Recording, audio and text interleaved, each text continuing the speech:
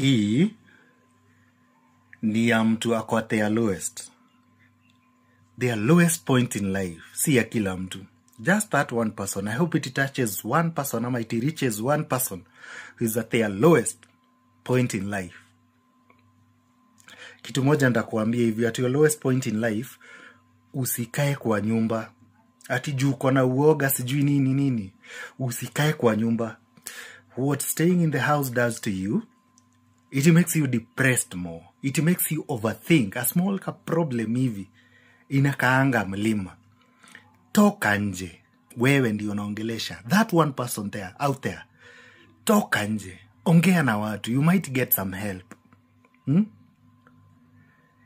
Maybe kama ni shida ya depression, unaweza ongea na watu, mtu akuchekeshe somewhere, akupigie kajoka kuchekeshe, and it keeps you going.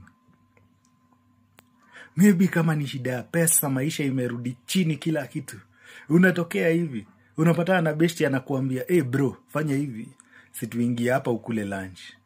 Nilikuwa na so extra hapa, na sijui venye na fanya hivi, si ushike uende udishi hizo."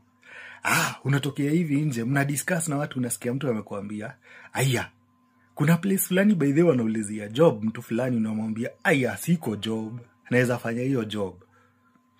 But please, if you're at your lowest point in life, that one person out there, wacha kukaa kwa nyumba, wacha kulala. Ongea, talk to people, waambia uko sawa. Yes, watakucheka, but job kakiuliziwa, utasikia mtu tu ampeana jina yako. So, badala ya kukaa kwa nyumba ati umejifungia because you feel bad about yourself, ongea na watu. Toka nje, ongea na watu. Get out there, ongea na watu. Paka pungua tu hewa, pigwa na jua tu, chomwa na kajua kidogo, absorb those vitamins. But usikae kwa nyumba, please. To that one person out there who's at their lowest, usikae kwa nyumba. And however much you have messed up your life, don't forget this. There is a God, and he is a God of second chances.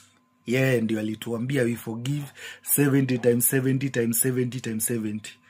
Mwemes mara moja mara mbili. It doesn't mean that he won't forgive you.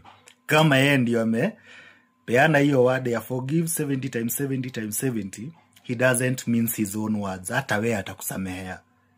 There is a point, pia utainuka tena. But in the meantime, usikae kwa nyumba. Toka nje, ongea na watu.